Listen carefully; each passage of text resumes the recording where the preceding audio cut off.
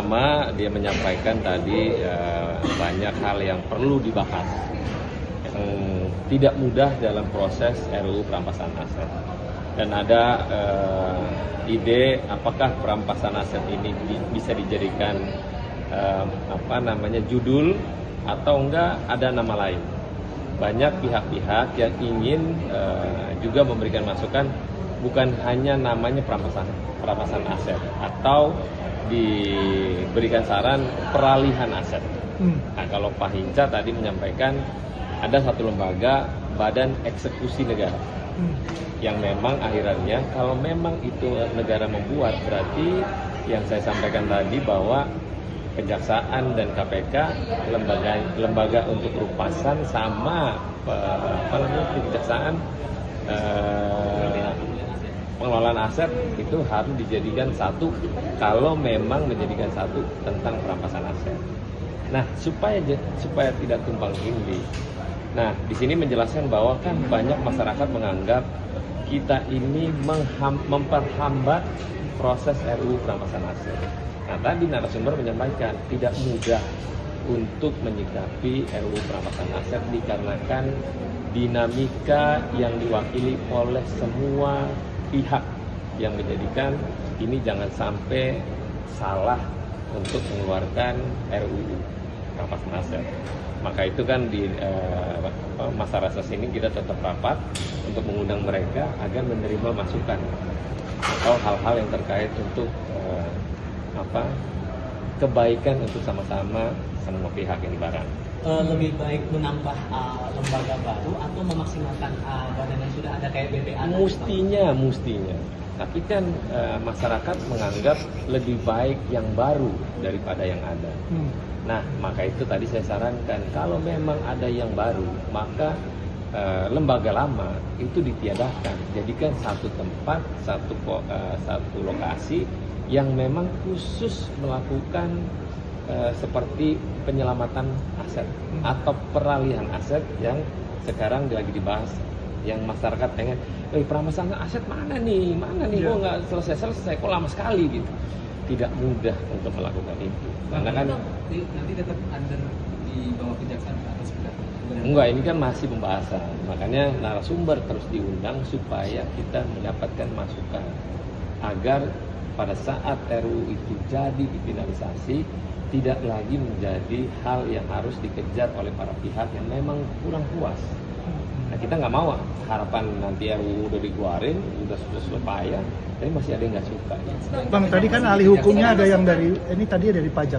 Ahli hukumnya tadi menyarankan apa Bang dari pajak? Belum, dia masih dalam tahapan seputaran apa yang akan diambil model dari perampasan aset, apakah namanya perampasan aset atau peralihan aset. Oh, lebih ke situ. Kalau baru itu masih di bawah Kejaksaan kan, konflik kemudian juga masih dipertanyakan. Apa enggak sebaiknya dia berdiri sendiri sehingga dia menjadi audit dari luar? Lebih baiknya berdiri sendiri. Badan secara sendiri, independen agar fokus dalam tindak pidana untuk pengamanan atau peralihan aset tadi. Kenapa? Kalau satu kan enak, kalau ini kan tidak tumpang tindih, ntar Kejaksaan ngurus, si KPK ngurus gitu. Nah, ini yang masih perlu dikaji terus-menerus agar tidak jadi tumpang tindih. Tapi kan ini kan masukan pakar sudah banyak diterima, terus pas reses juga masih jalan terus ini, tapi udah tertetap belum sebenarnya targetnya nih dari selama ini? Tidak mudah, karena ini masih dalam rangkaian menerima aspirasi dari mereka agar tidak salah. Tetap nanti akan didaur ulang lagi agar memunculkan nama yang pas agar tidak bolak-balik nanti. Sayang kan? Oke Bang, dari untuk mengantisipasi tidak tumpang tindih itu, apakah dari APH yang sudah ada akan dilebur kemudian mereka tetap memiliki wewenang atau gimana? Nah itu tadi, kita masih mengkaji. Kita pengennya jadi satu lembaga saja sendiri, untuk lebih memudahkan pengawasan. Jadi kan ini kalau ngomongin perampasan aset, Nanti si kejaksaan lagi ngurusin ini, yang si KPK ngurusin ini, ntar masing-masing dia. Nah, kita pengennya sih sebenarnya jadi satu lembaga yang fokus untuk pengamanan untuk peralihan aset. Masih akan ada dengar pendapat lagi dari Masih. akademisi dan untuk yang terdekat akan kepada siapa lagi? Nanti lagi dipikirin tanggal berapa, karena ini kan menjelang kita mau paripurna pidato Bapak Presiden tanggal 14. Jadi secepat mungkin ya. Secepat mungkin kita undang lagi nanti. Ya. Di sosok belakangan ramai ada dugaan cipta kondisi karena menjelang 17 Agustus misalnya demo yang tidak delete, kemudian belakangan pagar, kemudian muncul spekulasi Tanggapannya, Bang? bahwa ada cipta kondisi menjelang 17 Agustus. Nah, kalau ngomong cipta kondisi kan ada pihak-pihak yang mungkin ya, kita kan nggak tahu, namanya media sosial kan ringan tangan ya. Tapi kita berharap para pihak lebih menguatkan pada isu-isu yang tidak benar dan jangan menakutkan begitu kan, karena masyarakat perlu kenyamanan dan kita harap negara ini negara yang kuat dan jangan ada hal-hal yang menakutkan masyarakat. Ada hal-hal yang mau disampaikan ke publik atau mungkin juga ke penegak Untuk hukum? Karena kan himbauan, ini kekhawatiran sedikit. Himbauannya, Bang. Ya, kita sayang sama negara ini, maka kita harus jaga sama-sama, tidak berpedoman pada satu pihak atau kelompok, tapi kita harus bersama-sama menguatkan negara ini lebih kuat. Dan sayangilah negara kita, karena kalau kita nanti ada keributan yang rugi kita semua, bukan kepada satu orang atau kelompok. Mari kita jaga sama-sama untuk kepentingan rakyat dan Republik Indonesia. Bang, minta pendapat juga Bang soal kasus yang minggu lalu sempat diumumkan Bea Cukai. Ini kan jadi ada pilot dari Malaysia mencoba bawa narkoba 26 kg dan 4 gram sabu dan memanfaatkan jalur khusus kru untuk bisa membawa itu, dan itu potensinya dia sudah lama jadi pengedar. Membaca pola seperti itu kan Sebenarnya gini, gimana? kita apresiat kepada petugas Bea Cukai, jeli dengan apa yang telah dilakukan oleh para pihak.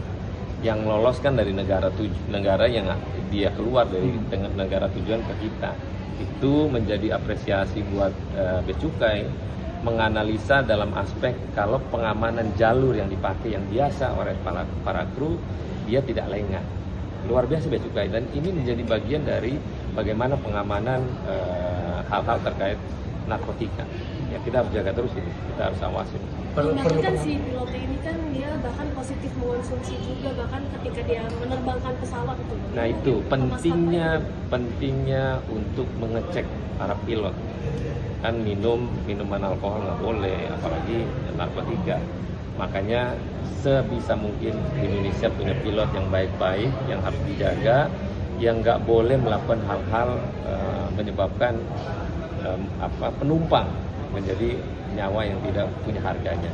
Itu yang Dia kan sudah 2 kali juga berupaya untuk mengirimkan sabu dan juga narkotika itu Bang ke Jakarta, memanfaatkan jalur itu tadi. Terlepas bahwa dia memang pilot luar negeri, perlukah ada pengamanan khusus, memperketat lagi pengamanan khusus jalur kru pesawat itu menurut Bang? Ya, kalau dengan kejadian ini kan semestinya memang jalur itu ketat juga, nggak sembarangan. Makanya itu ketahuan gitu ya. Tapi jangan lengah, tetap melakukan pengawasan di jalur khusus untuk di semua